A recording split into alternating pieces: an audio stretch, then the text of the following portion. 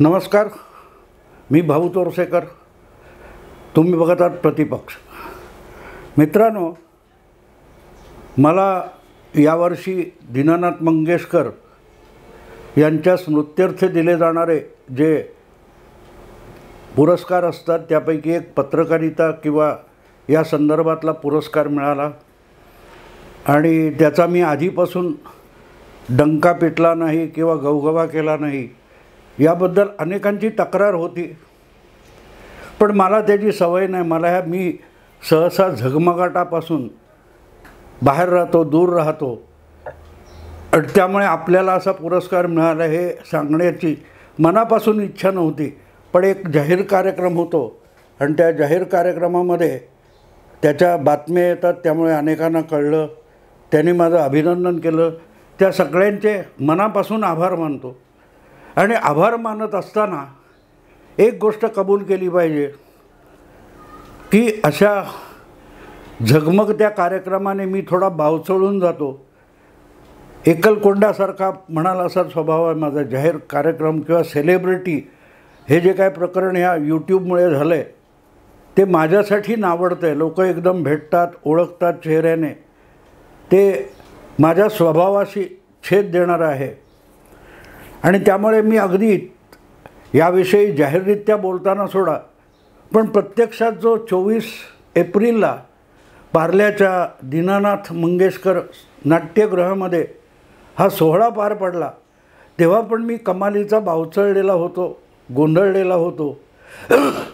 आणि त्याचं कारण अमिताभ बच्चनसारखा माणूस हा त्या कार्यक्रमात एक पुरस्कार विजेता होता, ज्याला तिसऱ्या वर्षी जे लता मंगेशकर पुरस्कार जाहीर झाला तो त्याला मिळालेला होता आणि त्याच्याबरोबर कतारीत आपल्याला बसवण्यात आलं. हे सुद्धा एक थोडं मन अस्वस्थ करणारी गोष्ट होती की कुठे शतकाचा नायक ज्याला म्हटला जातो त्याच्या तुलनेत आपण खूप छोटे असतो. पण हा सगळा प्रकार बघण्यात ज्यांना, माझेही काही मुजभर चाहते असतील, त्यांना ते आवडतं आणि त्याने अगत्याने आभार मानले. थोडीशी प्रेमळ तक्रार पण केली की ह्या आधी तुम्ही का नाही सांगितलं.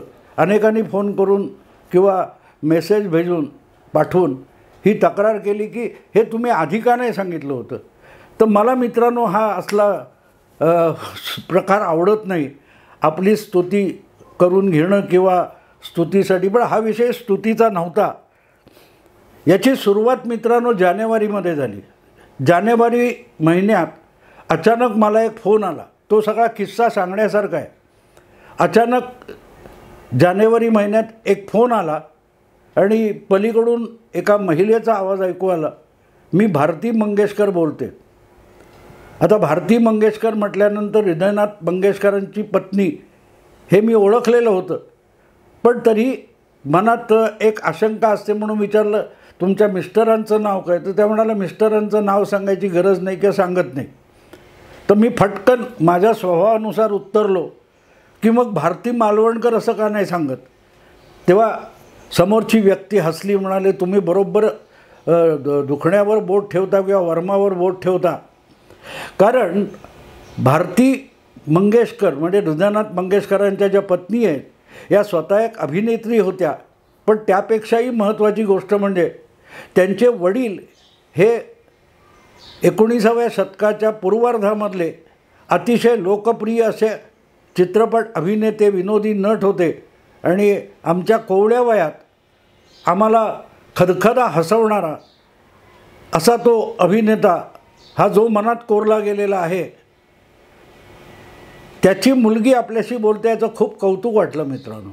आणि भारतीताईंनी मला पहिल्यांदा सांगितलं की बाबा आमचं असा ट्रस्ट आहे आणि त्यातर्फे आम्ही काही लोकांचा दरवर्षी सन्मान करतो वेगवेगळ्या क्षेत्रातल्या, आणि पत्रकारिता या संदर्भाने यावर्षी तो पुरस्कार तुम्हाला द्यायचा आम्ही ठरवलेला आहे.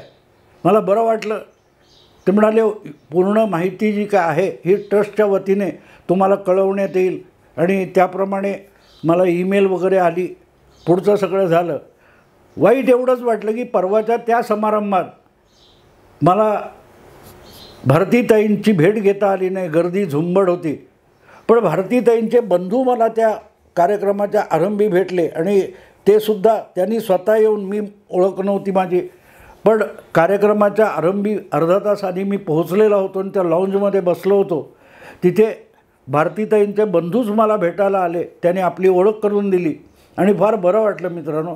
कारण माझ्या बालपणीचा किंवा कोवळ्या वयातला माझा आवडता जो अभिनेता, नट, विनोदवीर होता, त्याची पुढची पिढी आपल्याला ओळखते किंवा त्यांनी आपल्याला कॉन्टॅक्ट करण्याचं किंवा आपलं ऐकण्याचं हे दाखवलं. कारण हे लोक माझं प्रतिपक्ष ऐकतात, याचीच गंमत वाटली. आणि पुढची गंमत तशीच आहे.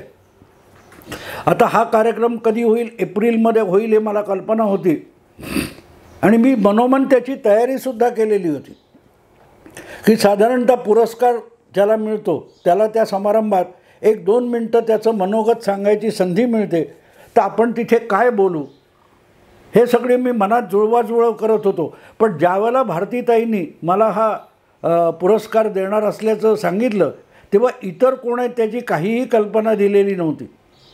ज्या वेळेला प्रत्यक्ष पुरस्कारांची साधारण एप्रिलच्या पूर्वार्धात घोषणा करण्यात आली तेव्हा मला कळलं की अशोक सराफ, चिन्मय मांडलेकर, AR रहमान, रणदीप सिंग हुड्डा असे एकापेक्षा एक कलाक्षेत्रातले जे दिग्गज आहेत त्यांना हा पुरस्कार दिला जातो आहे आणि त्यांच्या कतारीत आपल्याला बसवणार. तेव्हा मी खरंच गोंधळलेला होतो की आपण खरोखरच या सगळ्या पंक्तीत बसण्याच्या लायकीचे आहोत का. असो, मुद्दा तो नव्हता. पण हे सगळं झाल्यानंतर आपल्याला जर पुरस्कार दिल्यानंतर 1-2 मिनटं बोलायची संधी मिळाली तर आपण काय काय बोलायचं हे मी मनाशी जुळवाजुळव करत होतो. वास्तविक हे सगळे व्हिडिओ बनवतो तेव्हा मी कुठलंही हातात टिपण घेत नाही. मला जो विषय सुचतो त्या विषयाचं शीर्षक, हेडिंग मी लिहून टाकतो, मथळा लिहितो आणि मग बसतो आणि बोलायला सुरुवात करतो. जे निघून येईल ते निघून येईल. पण अशा समारंभामध्ये 800-1000 लोकांसमोर बोलताना आणि मंचावर इतके दिग्गज बसलेले असताना आपल्या हातून काही चूक होऊ नये याचं दडपण मनावर होतं हे मी नाकारणार नाही. आणि त्यामुळेच हा सोहळा जेव्हा झाला तेव्हा मनात ज्या अनेक गोष्टी होत्या त्या बोलल्या गेल्या नाहीत आणि म्हणून म्हटलं ह्या व्हिडिओच्या निमित्ताने त्या बोलून टाकाव्यात. पहिली गोष्ट म्हणजे जे पत्र मला पुरस्कार देणार असल्यासंबंधी आलं होतं त्याच्यावर सही होती ती हृदयनाथ मंगेशकर यांची होती. आणि हृदयनाथ मंगेशकर यांचं गायलेलं एक खूप जुनं गाणं आहे, चित्रपटातलं आहे आणि ते खूप गाजलेलं गाणं आहे. मी जवळजवळ 10 वर्षापूर्वी त्याचं विडंबन केलं होतं. तर ते विडंबन आपण त्या कार्यक्रमात ऐकवायचं असं मी मनोमन ठरवलं होतं. पण प्रत्यक्षात जेव्हा मंचावर उभा राहिलो तेव्हा ते सांगायला सुचलं नाही, गडबडलेला होतो. ते होतं शूर आम्ही सरदार आम्हाला काय कुणाची भीती, असं जे खूप गाजलेलं गाणं आहे. आणि सर्वसाधारणपणे राष्ट्रीय स्वरूपाचे जे समारंभ होतात, शिवजयंती वगैरे वगैरे, यावेळेला हे गाणं अगत्याने सार्वजनिक लाऊडस्पीकरवर वाजत असतं. तर त्याचं विडंबन जे आहे हे त्या कार्यक्रमात सत्कार काय ते पुरस्कार सोहळ्यात आपण हृदयनाथ मंगेशकरांना ऐकवायचं असं मनोमन ठरवून गेलो होतो मी. पण सगळंच्या सगळं तिथे गडबडलेलं होतं. पहिली गोष्ट म्हणजे मंचावर जाणारा तसा जो काय तो सन्मानवीर मीच पहिला होतो आणि मंचावर हृदयनाथ मंगेशकर पहिल्या खुर्चीत एका टोकाला बसलेले होते पोडियमच्या बाजूला. आणि मला त्यांनी ओळखलं, मलाही बरं वाटलं. ते म्हणाले आमच्या घरात सकाळ तुमच्या आवाजाने होते. हा सगळ्यात पहिला धक्का होता. याचं कारण असं की एक देशातील सर्वात मोठी आणि नामवंत अशी सुरेल आवाजाची फॅमिली, कुटुंब आहे, त्यांच्यात माझ्यासारख्या भसाड्या आवाजाने जर सकाळ होत असेल तर हा विरोधाभास वाटला मला. असो, पण ती संधी साधून हृदयनाथ मंगेशकरांना त्यांच्यात गीताचं विडंबन ऐकवायचं हे मी मनोमन ठरवलेलं होतं. पण प्रत्यक्ष जेव्हा पुरस्कार घेतला आणि बोलायला उभा राहिलो तेव्हा मात्र ते डोक्यातही आलं नाही. जे सुचलं ते बोललो. आणि त्यापेक्षाही माझी सगळ्यात मोठी उत्सुक कुठची असेल तर बाकी सगळ्या पुरस्कार विजेत्यांनी मंगेशकर परिवाराचे आभार मानले आपल्या भाषणातून. मी आभार मानू शकलो नाही कारण मी गोंधळलेला होतो. मी नाकारत नाही, ही चूक आहे माझी आणि चूक कबूल करणं ह्याला मी कधीही कमीपणा म्हणत नाही. पण मंगेशकर कुटुंबाचे अनेक कारणासाठी आभार मानणं आवश्यक होतं. एक तर त्यांनी त्या सगळ्या दिग्गजांच्या पंक्तीत मला बसवला, मला हा पुरस्कार दिला आणि मुख्य प्रवाहातल्या माध्यमापासून बाजूला राहून किंवा मुख्य प्रवाहातल्या पत्रकार माध्यमांशी सतत पंगा घेऊनसुद्धा माझ्यासारख्याला हा पुरस्कार देणं म्हणजे खरोखरच अपवादात्मक गोष्ट होती. आणि म्हणून मंगेशकर परिवाराचे आभार मी मानणं आवश्यक होतं. ते माझ्याकडून राहून गेलं. जे काय थोडं बोलायचं होतं ते बोललो आणि एकदा मी माईकपासून दूर झालो, ध्वनिवर्धकापासून. तर आज मी माझं ते ऐकतात हे कळलं आहे. त्यामुळे आज या क्षणी हा व्हिडिओ बनवताना मात्र हृदयनाथ मंगेशकर ऐकतील, भारतीताई ऐकतील आणि मंगेशकर कुटुंब ऐकेल म्हणूनच त्या विडंबनाच्या काही ओळी मी इथे मुद्दाम सांगणार आहे. मूळ गीत आहे, शूर आम्ही सरदार आम्हाला काय कुणाची भीती, देवदेश अन धर्मासाठी प्राण घेतलं हाती वगैरे. तर मी 10 वर्षापूर्वी असंच मला कधीतरी लहर आली की मी कविता आणि विडंबनं करतो पण रेग्युलर कवी किंवा विडंबनकार नाही आहे. तर तेव्हा मी केलेली जी काही ओळी आहेत त्या अशा आहेत, नाही कुठे घरदार आम्हाला काय कुणाची भीती, नाही कुठे घरदार आम्हाला काय कुणाची भीती, गेम नेम अन खोक्यासाठी घेऊ कायदा हाती, नाही कुठे घरदार आम्हाला काय कुणाची भीती, गल्लीच्या बोळात गवसलं रामपुरीचं पात, गल्लीच्या बोळात गवसलं रामपुरीचं पात, चॉपरशी तर लगीन लागलं कट्टा करतो मात, पोलीस येता कुशीत घेईल अशी दुबईची ख्याती, नाही कुठे घरदार आम्हाला काय कुणाची भीती. म्हणजे ते शूर मावळ्यांसाठी लिहिलेलं गाणं आहे आणि गायलेलं गाणं आहे. मी त्याचं विडंबन करताना मुंबईत बोकाळलेल्या माफिया गँग्स आणि गँगवॉर या पार्श्वभूमीवर त्याचं विडंबन केलं होतं. हे खरं त्या कार्यक्रमात हे विडंबन ऐकवायचं म्हणून दाखवायचं अशी डोक्यात कल्पना होती. पण एकूण सगळा गोंधळ इतका होता, गोंधळ माझा होता, कार्यक्रमात गोंधळ नव्हता. मला जेव्हा बोलण्याची संधी दिली तेव्हा माझ्या डोक्यात ऐन वेळेला एक गोष्ट आली की अमिताभ बच्चन इतका जवळून आपल्याला कधी बघता येणार नाही आणि आपण बोललेलं अमिताभला ऐकू येईल अशी दुसरी संधी मिळणार नाही. आणि त्यामुळे अमिताभ बच्चनशी संबंधित असा एक किस्सा त्याला ऐकवायचा हे ठरवूनच मी तिथे बोलत गेलो.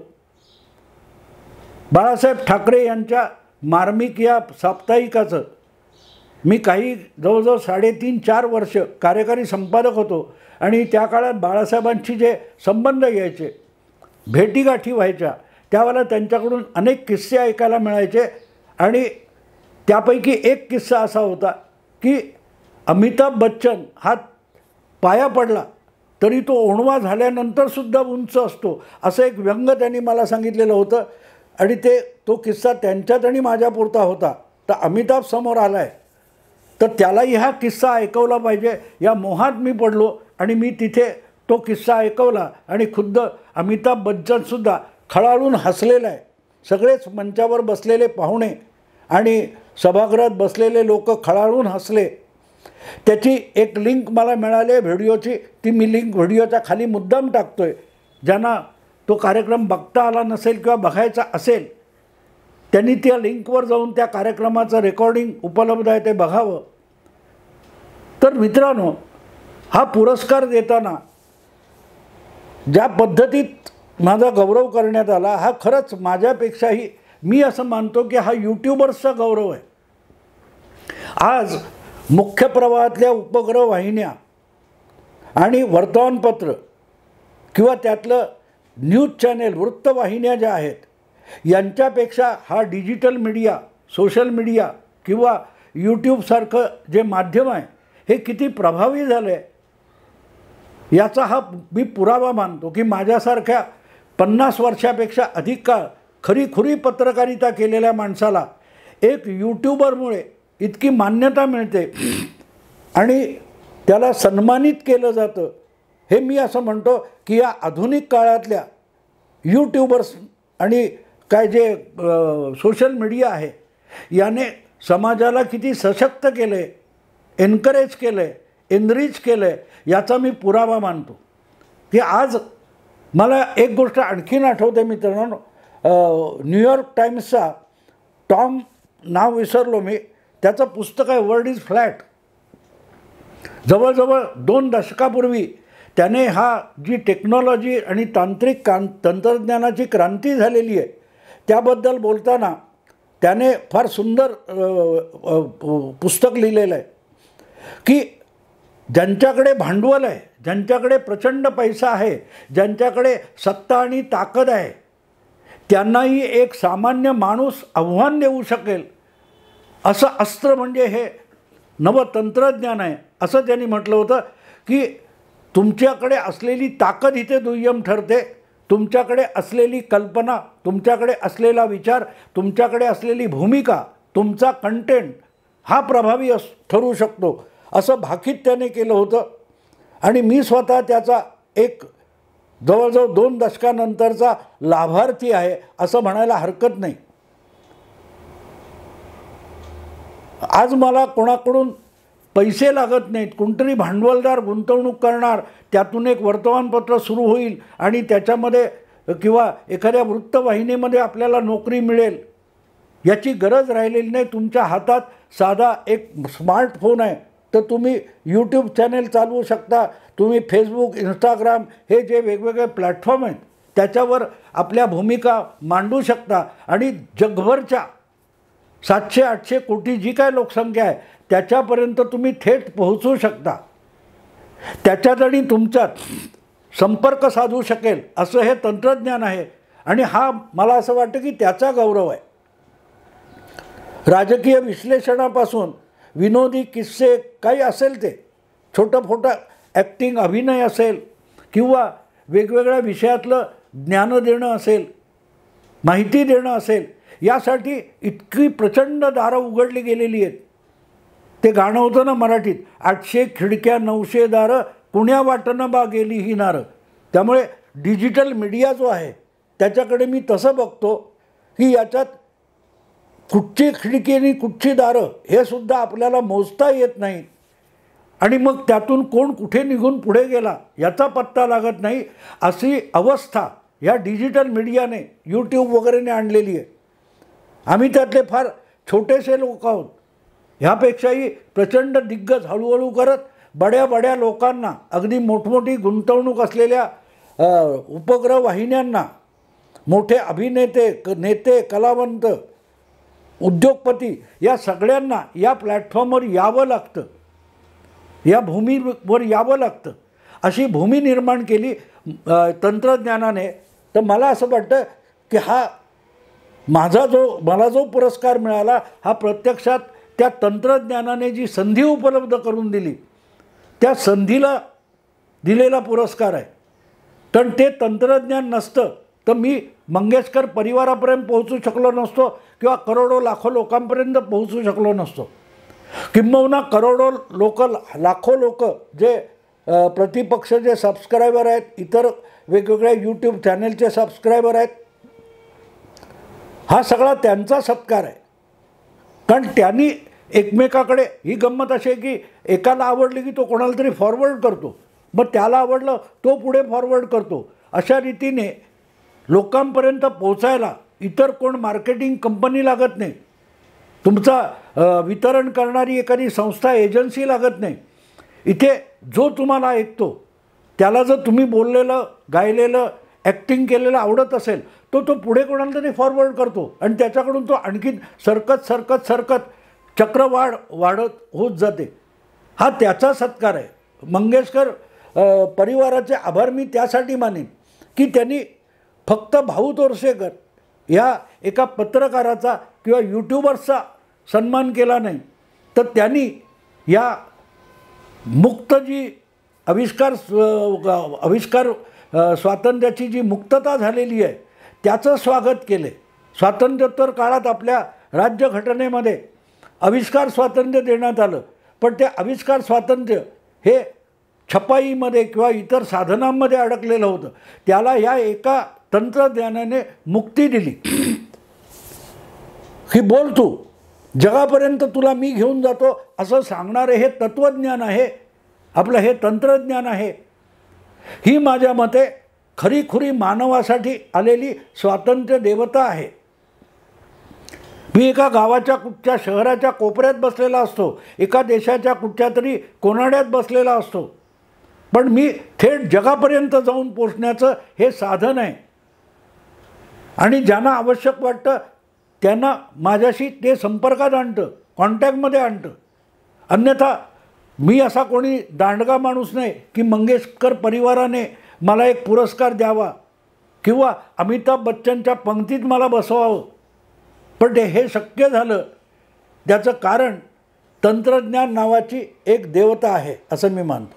ती खरी स्वातंत्र्य देवता आहे, जिने माणूस आणि जनावर यामध्ये एक मोठा फरक आहे की जनावर पशु जितका विचार करू शकत नाहीत तितका माणूस हजारो पटीने विचार करू शकतो. आणि त्याच्या डोक्यात येणाऱ्या नवनव्या कल्पना दुसऱ्यापर्यंत पोहोचल्या पाहिजेत, पण त्या पोहोचवण्याचं जे साधन नव्हतं ते या डिजिटल मीडियाने आणलं, यूट्यूबने आणलं किंवा सोशल मीडियाने आणलं. तर मी त्यांना खरीखुरी स्वातंत्र्य देवता मानतो, कारण त्यांनी माणसाला आणि माणसाच्या मनाला नुसतं मुक्त केलं नाही तर त्याचं संगोपन आणि पोषण करण्याची व्यवस्था उभी केली. तेव्हा दीनानाथ मंगेशकर पुरस्कार मला जो मिळाला, मी असं मानतो की तो पुरस्कार या सगळ्या तंत्रज्ञानाला दिलेला आहे. आणि इथे मग मंगेशकर परिवाराचं मोठेपण कळतं की त्यांनी एका तंत्रज्ञानाचा, एका उत्तम अशा व्यवस्थेचा, एका स्वातंत्र्य देवतेचा फार मोठा बहुमान केला. तो भाऊ तोरसेकरचा नाही आहे, जे तो टॉम फ्रीडमन, मी ज्याचं वर्ल्ड इज फ्लॅट पुस्तक सांगितलं त्याचं नाव टॉम फ्रीडमन. त्याने जे म्हटलं होतं की वर्ल्ड इज फ्लॅट, एका लेवलवर, एका पातळीवर, एका स्तरावर सगळं जग तंत्रज्ञानाने आणून उभं केलं आहे, असं जे फ्रीडमन म्हणाला होता त्याचे शब्द माझ्या आयुष्यात खरे झाले. अमिताभसारखा या शतकाचा महानायक आणि एका छोट्या यूट्यूब चॅनेलचा काय तो कंटेंट जनरेटर यांना या तंत्रज्ञानाने एका पातळीवर आणून उभं केलं. आणि हा फरक ओळखून तो जगाला दाखवण्याचा प्रयास मंगेशकर परिवाराने केला. म्हणून मी त्यांचं अभिनंदन करतो, त्यांचे आभार मानतो की त्यांनी मला पुरस्कार दिला नाही, त्यांनी या समतेला आणि स्वातंत्र्य देवतेला पुरस्कार दिला आहे. मित्रांनो, आत्ता इथेच थांबतो. आवडलं लाईक करू, शेअर करा, सबस्क्राईब करा. नमस्कार.